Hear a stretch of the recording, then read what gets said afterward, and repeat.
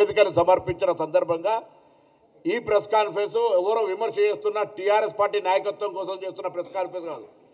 మా బిడ్డలైనా మా భాగస్వాములైనా మా హక్కు కోసం గతం నుంచి పోరాడిన బీసీ సంఘాలు కూడా తప్పుదారిన పడతా ఉన్నాయి. వాస్తవం ఇది జరిగింది. అందులో భాగస్వాములం మేము శాసనసభ్యులుగా మంత్రులుగా ప్రభుత్వంలో ఉన్న వాళ్ళం. దయచేసి బలహీన వర్గాలకు సంబంధించి ఒక రోడ్ మ్యాప్ తయారవుతా ఉంది. వేరే వాళ్ళు చేసేటువంటి ట్రాప్లో పడకండి. ఏదైనా ఉంటే మేము మీలాంటి బీసీ బిడ్డలమే ఉద్యమకారులమే రండి, కానీ అనవసరంగా వాళ్ళ ట్రాప్లో పడి ఇలా రోడ్ మ్యాప్ జరుగుతుంది దేశంలో. ఇది ఒక రోల్ మోడల్. ఇలా బలహీన వర్గాలకు సంబంధించి ఒక మ్యాప్ జరుగుతూ ఉంది.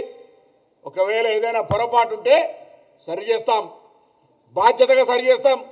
ఇందులో ఎవరికి ఏమి హిడెన్ ఎజెండా లేదు, ఎవరికి అన్యాయం చేయాలని ఆలోచన ఉంటే సర్వేనే చేయకపోదు. బరాబరిగా కాంగ్రెస్ పార్టీ ప్రజాస్వామిక పార్టీ, బలహీన వర్గాల పార్టీ. ఈ పార్టీకి సంబంధించి ఒక ఆలోచన ఇవాళ దేశంలో ఉన్న IIIT IITల రిజర్వేషన్లతో సహా మండల్ కమిషన్ అమలు చేయడానికి సంబంధించి అనేక రకాలుగా చారిత్రాత్మక నిర్ణయాలు బలహీన వర్గాల కొరకు తీసుకున్నది కాంగ్రెస్ పార్టీ. ఇవాళనే బీసీ సంఘాల నాయకులను మేధావులందరినీ అడుగుతా ఉన్న, దయచేసి ఏం పొరపాటు జరిగింది ఇందులో? ఎవడో లెక్కలు కాకి లెక్కలు అధికారికంగా లేని లెక్కలు ఇచ్చి దానికి దీనికి తక్కువైందంటే మాట్లాడతారు. రండి, అదే అధికారులను ప్రభుత్వం తరఫున మిమ్మల్ని ఆహ్వానిస్తూ ఉన్నాం. ప్రజెంటేషన్ ఇప్పిస్తాం, జరిగిన ప్రక్రియ మొత్తం వివరిస్తాం. మీరు ప్రత్యక్ష సాక్షులు. అనేక సందర్భాల్లో మేము కూడా మా సమావేశాలు హాజరై జనగణన జరగాల్సిందే అని చెప్పిన వాళ్ళం. ఇప్పుడు జనగణన జరిగి సమాచారం వచ్చినాక ఎందుకు డీవియేట్ అవుతున్నారని అడుగుతా ఉన్నాం. దయచేసి మిమ్మల్ని మళ్ళీ ఒకసారి కోరుతా ఉన్నా, దయచేసి అంశాన్ని రాజకీయం చేసి బలహీన వర్గాల నాయకులుగా, బలహీన వర్గాల మేధావులుగా ఈ అంశానికి అన్యాయం చేసే ప్రయత్నం చేయకండి. మన కుటుంబ సమస్య భవిష్యత్తు తరాలకు ఒక రోడ్ మ్యాప్ తయారైంది. రోడ్ మ్యాప్లో తప్పుంటే డైరెక్షన్ సరి చేసుకుందాం.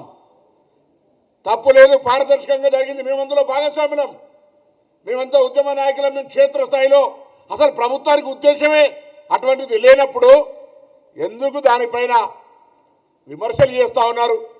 వాళ్ళు చింపేస్తారు. నిజంగా మీరంతా బీసీ నాయకులుగానే ఏ పార్టీ నాయకులు లేకుండా ఈ కార్యక్రమం చేసుంటే నేనే మీ అందరు ఇళ్లకి వస్తుంటే. టీఆర్ఎస్ నాయకుడు ఒకరు ఉంటారు, ఇంకో నాయకుడు ఒకరు ఉంటారు. వాళ్ళు వచ్చి మీ దగ్గరికి ఇన్నటి వరకు మీరు అధికారంలో 10 ఏళ్ళుంటే ఏ బీసీ సంఘాలకు న్యాయం చేసినారు? ఏ బీసీ సంఘాలకు నిధులు ఇచ్చిండ్రు? అసెంబ్లీ వేదికనా, లేదా చార్మినార్ దగ్గరనా, లేకపోతే బల్కంపేట ఎల్లమ్మ దగ్గరికి వస్తారా? చర్చకు సిద్ధం. కానీ ఏం లేకుండానే వట్టిగానే మసిగూసి మారేడుకాయ చేసి మనం ఒకసారి అడుగుతున్నా, స్వాతంత్రం వచ్చిన నుంచి ఇప్పటి వరకు బీసీల కుల గణనకు సంబంధించిన సర్వే జరగలే. ఇప్పుడు జరిగినటువంటి అంటే మనం ఒక రోడ్ మ్యాప్ ఒక ఫార్మేషన్ చేసుకున్నాం. రోడ్ ఫార్మేషన్ తర్వాత ఇఫ్ రిక్వైర్డ్ దాన్ని డబల్ లైన్ చేసుకుంటాం, 4 లైన్ చేసుకుంటాం, 8 లైన్ చేసుకుంటాం, నేషనల్ హైవేలకి చేస్తాం. ఇవాళ ఈ యొక్క ఫార్మేషన్ దేశానికి మార్గదర్శకత్వం కాబోతుంటే కొంత కుట్రపూరితమైనటువంటి అంశాలు కలిగిన రాజకీయ పార్టీలు మిమ్మల్ని వాడుకోవాలని చూస్తుంటే ఇది బలహీన వర్గాలకు దెబ్బ తాకుతుందనేటువంటి విచక్షణ కోల్పోయి మీరు ఈ కాయిదాలను చెప్పేస్తూనే, రాష్ట్ర కాంగ్రెస్ అధ్యక్షుడు బలహీన వర్గాల బిడ్డ, రాష్ట్ర మంత్రులు బలహీన వర్గాల బిడ్డలం, ఇతర ప్రభుత్వ ఎంపీలు బలహీన వర్గాలు. ఇలా ఈ ప్రక్రియ 1,00,000 మంది ఉద్యోగులు పాల్గొన్నారు. అందులో అందరూ కూడా ఉన్నారు కదా.